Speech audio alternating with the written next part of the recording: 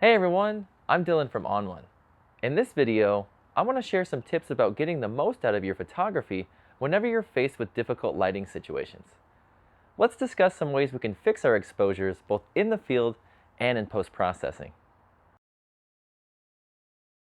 My first tip for getting the most out of your photography when faced with difficult lighting situations is to photograph in RAW. And I know it sounds very simple and it's a really broad thing, but it can help so much in post-processing, and it has to happen in the field. That's why I wanted to start with it, because it's just such a great way to get the most out of your exposure versus photographing in a compressed format such as JPEG. So when you shoot in RAW, you're telling your camera sensor to absorb all of the data and all of the information that it sees and place it into one file. When you take that file into Photo RAW and you start to play with it, you have so much more room to modify those different tones and recover details and things like that, versus if you were editing a JPEG or a compressed file format. With RAW, you can recover underexposed images, overexposed images, and a ton of different tonalities, whereas with compressed versions, you're only limited to a certain amount of modification before things look a little bit wonky. So photographing in RAW can really help a lot in post-processing, but it has to be done in the field. There's no way you can transfer between the two after the fact. So it's really important that if you do want to get the most out of your exposure when you're in the field, to capture that image in a RAW file format. Pretty much every digital camera nowadays offers some sort of RAW file format, and they do wonders in post-processing for the editor to really get the most out of each exposure, each tonality, and find every little bit of detail in that RAW image. My next tip for getting the most out of your exposures is to use a reflector and a diffuser to control the light in the environment. Now, this probably isn't going to work out if you're photographing a huge landscape, but for smaller subjects such as portraits, backyard objects, or flowers, this can be a game changer. So with the reflector disc, diffuser disc, whatever you want to call it, you usually have two sides. You have the white side, which you can use to bounce and reflect light, and then you have the warmer gold side that you can use to really intensely bounce light, and it's a lot more warm. Then, if we open this up, we have the diffuser here that we can use to diffuse light on our subjects and control it, especially if we have a really bright day and we don't want a lot of harsh contrast on our subject. This works amazing for portraits, especially. You can have a really bright day, hold the diffuser over the subject, and it will give it that even light across whatever you're photographing. Now, to use these, it's a little bit tricky. You have to find the light and bounce it in a certain direction. It takes a little bit of playing with, but once you get the hang of it, you can use them in a ton of different situations to fill in a bit of light onto your subject and make sure that they're not underexposed. My next tip for getting the most out of your photography with difficult lighting situations is to control the light or block some of the light coming into your camera sensor by attaching filters or polarizers to your lens. The most common attachment to the end of your lens has to be either a polarizer or an ND filter. These ND filters are really amazing at blocking the light that comes in, and it allows you to modify your exposure a bit more. With this is a variable ND filter, meaning you can screw it onto the end of your lens and then you just twist it to modify the amount of that ND filter.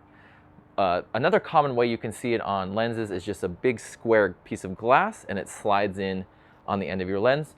They all work the exact same. This one just allows me to modify the amount of the filter. With these filters, they're really common in water photography.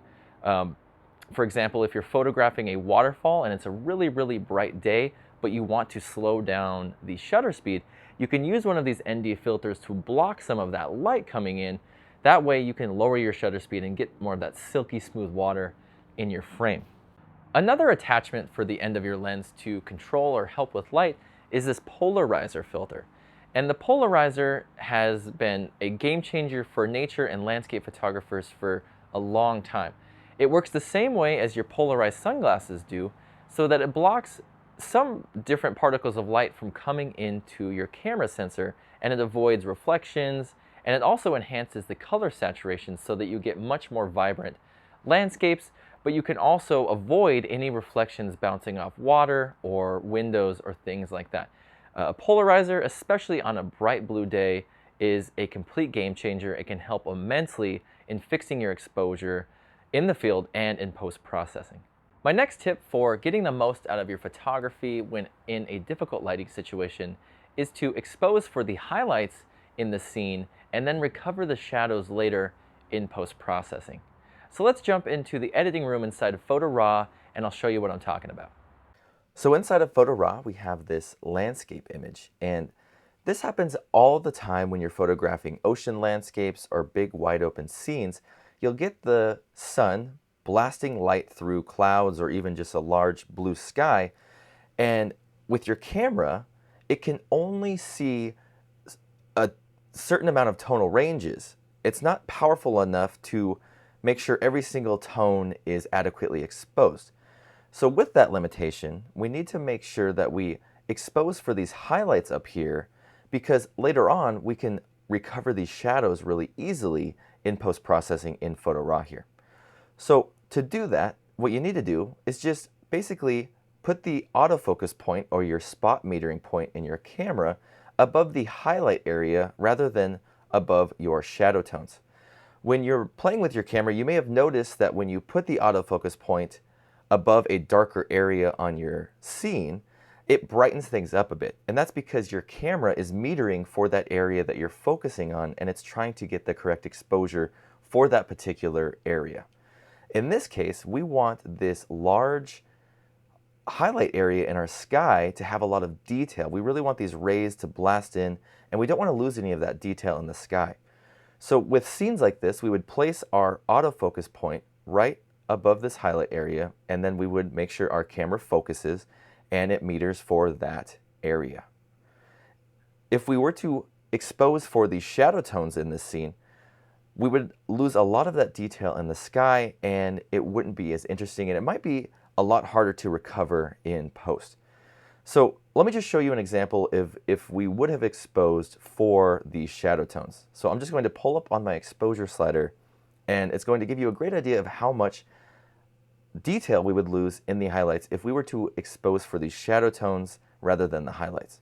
So let me just pull up on the exposure a bit, and again, this is the same thing as if I was getting a brighter exposure in my camera. You can see I'm losing a lot of that detail in my sky, but yeah, I can see a lot more detail in my foreground. So rather than exposing for these shadow tones, let's just recover the shadow tones with the powerful raw processing that's inside of Photo Raw. So I'm going to pull up on the shadow slider here, and the shadow slider is only going to modify those darker tones in my image. You can see it does an awesome job here at revealing a lot of those darker tones down there, but I still have a lot of detail in my sky. And I can still modify some of these different sliders. By pulling up on my shadow tones, I'm increasing the light in the foreground area, but I'm losing contrast. So let's make sure we have some contrast in our scene. We'll pull up on the contrast slider, just like that. And then I'm going to modify a bit of that detail in the highlights by just pulling back on my highlight slider there. You can see it helps to just bring a lot of that detail back and make sure those highlights aren't overexposed. So now if I hit the backslash key on my keyboard to view the original photograph, we can see a lot more of the detail in our foreground, but we've still retained all of that detail in this large highlight area in our sky. The next tip for getting the most out of your photography in a difficult lighting situation is to use masking in your post-processing, such as local adjustments and blurring, to create separation between your subject and your background, and also to dim down areas that you don't want to be exposed, or to brighten areas that need a little bit more life. Let's jump into Photo Raw and I'll show you what I'm talking about.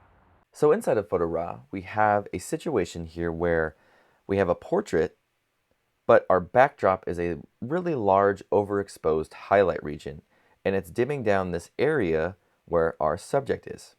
So what we can do to fix this is we can use a couple local adjustment layers, one to tone down this highlight region, and the other to bring out a little bit of light and reveal some of those shadow tones in the model's face.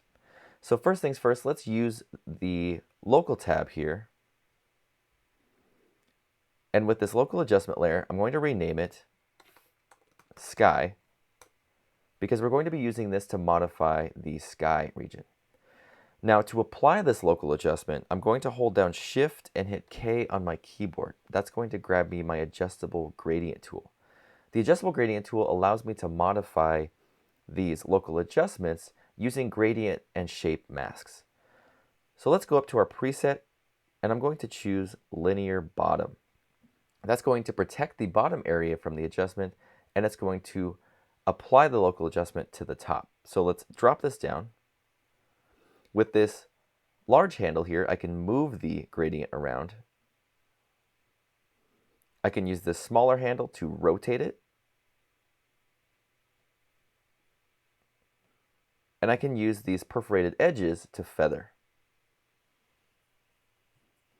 So let's just jump into the mask view real quick to give you a better sense of what's happening.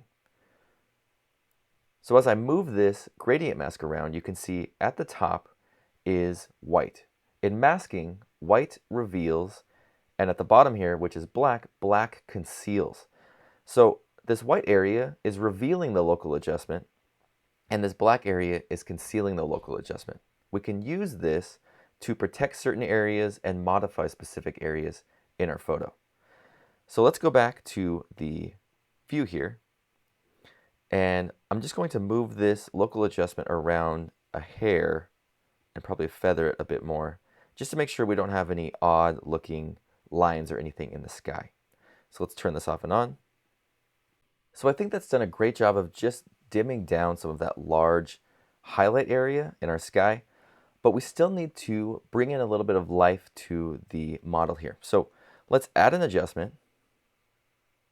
I'll rename this adjustment Face. Then I'm going to use this More menu, and I'm going to choose Reveal Shadows, because we want to reveal these shadows and bring a bit of exposure into our portrait. So I'm just going to go up to my top tool modifier bar. I'm going to go to Shape, and I'm going to choose Edges. Now as I drop down this mask, you can see it's a little bit different than the gradient. We're now using an oval shape. Well, the great thing about this is I can protect everywhere outside of the mask and modify everywhere inside of the mask. So in situations like this, where I'm really just trying to reveal a bit of light into the face of a subject, I typically like to grab this solid line or solid edge and just drag it in as much as I possibly can. And I'll just position it right over the eyes. Just like that, just drag it in as much as you can, and then I'll just feather it with this perforated edge.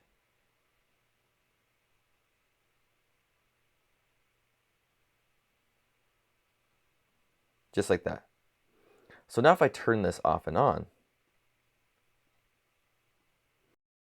the face is looking a lot more exposed, and we don't have this large, overexposed tonal area in our background.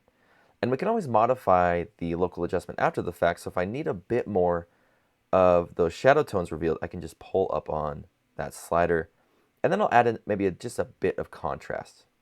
Make sure things aren't flat looking. So there we go. So that's how to use local adjustments to dim down specific areas on your scene and also add in light to other areas in your photograph. Now let's use some blurring to separate our subject from the environment and also to remove distracting areas in our background. So inside Photo Raw, we have this situation here where we have a landscape, or at least a nature photo, but everything in this image is in focus, including this really distracting blown out background. So to modify this background and make sure it's not distracting to the viewer, let's use a lens blur filter. So I'm going to go in the Effects tab here. I'm going to add a filter, and I'm going to add the lens blur filter. Now right off the bat, it's applying the lens blur to everywhere on the frame. Well, we only want it applied up here in our sky. So let's hit M on our keyboard. That'll grab us our masking bug, which is the exact same tool as your adjustable gradient, except for it's used for effects. So let's grab our masking bug by M on our keyboard. I'm going to go to the preset linear bottom here, and I'll just drop this down, and I'll use this large handle to pull it up, just like that. That's all I really need to do to it. So now if I turn this off and on, it's making sure that that backdrop isn't so detailed and prominent in the scene. We can make it even less distracting by adding on a couple different filters. And it's really easy to do that with Photo Raw because we can copy the mask that we just created and paste it into any other filters or local adjustments really easily. So let's add another filter, and let's add the glow filter. And I'm going to use this darker preset. And that does a great job at dimming down this sun area and making sure the sky isn't so distracting. But we need to remove it from our foreground. So let's go back into that lens blur filter, and we'll go into the masking options by clicking on this icon. We will copy that mask. We'll go back into the glow filter. We'll go into the glow filter masking options, and we'll paste that mask. And you can see it applies the same mask we used before, and now it's only applied to this area up top.